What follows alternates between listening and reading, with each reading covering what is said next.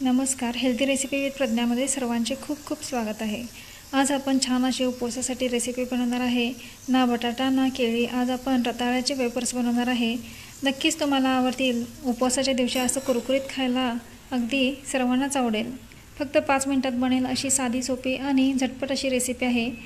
अशा छान खमंग स्वादिष्ट हेल्दी रेसिपी पाहण्यासाठी हेल्दी रेसिपी विथ प्रज्ञा चॅनलला सबस्क्राईब करायला विसरू नका।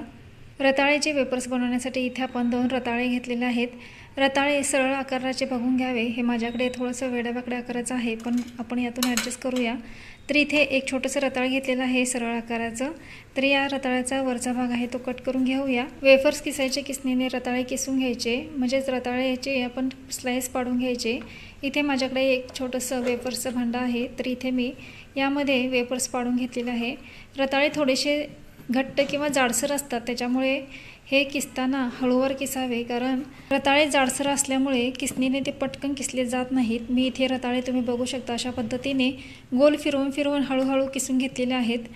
रताळे हवेच्या संपर्कात आले की लगेचच काळे पडतात, म्हणून अगदी थोडे थोडे रताळे किसून झाल्यानंतर लगेच ते तळून घ्या, म्हणजे ते काळे पडणार नाहीत। इथे मी हे एक छोटंसं रताळ आहे ते किसून झाल्यानंतर लगेच तळून घेतलेलं आहे, आणि जे मोठं रताळ आहे ते सुद्धा अगदी अर्ध किसून झाल्यानंतर किंवा त्याचे स्लाइस पाडून झाल्यानंतर लगेच तळून घेतलेलं आहे, जेणेकरून ते काळे पडणार नाहीत। तरीसुद्धा इथे तेल गरम होऊपर्यंत लगेच हे अगदी 1 ते 2 मिनिटाच्या आतच हे काळे पडले होते, म्हणून थोडेसे मिठाच्या पाण्यामध्ये धुवून टिश्यू पेपरला हे इथे सुकवून घेतलेले आहेत।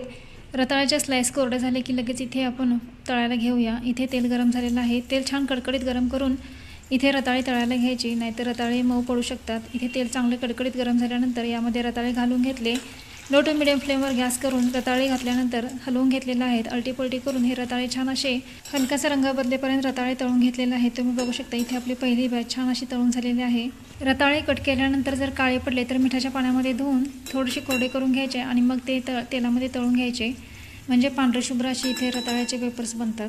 अशाच पद्धतीने बाकीचे हे रताळ्याचे वेफर्स आपण छान असे तळून घेतलेले आहेत। तुम्ही बघू शकता, आवाजावरून तुम्ही ऐकू शकता अगदी कुरकुरीत अशी इथे रताळ्याचे वेफर्स बनलेले आहेत। आता यावर थोडीशी चिमूटभर मीठ घालूया आणि साधारण अर्धा चमचा इथे काश्मीरी लाल मिरची पावडर घालून याला छान असं आपण मिक्स करून घेऊया। आणि तुम्ही बघू शकता अगदी सुंदर असे इथे आपले रताळ्याचे वेफर्स बनून तयार झालेले आहेत।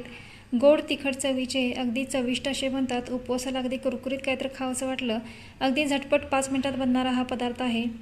एक वेफर्स तुम्हाला तोडून दाखवते।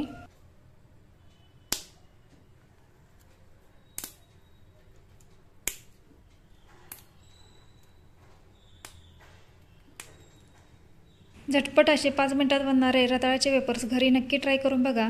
आजची रेसिपी कशी वाटली कमेंट करून नक्की सांगा। व्हिडिओला लाईक, शेअर आणि सबस्क्राईब करायला विसरू नका। परत भेटूया अशा छान खमंग स्वादिष्ट हेल्दी रेसिपीसोबत।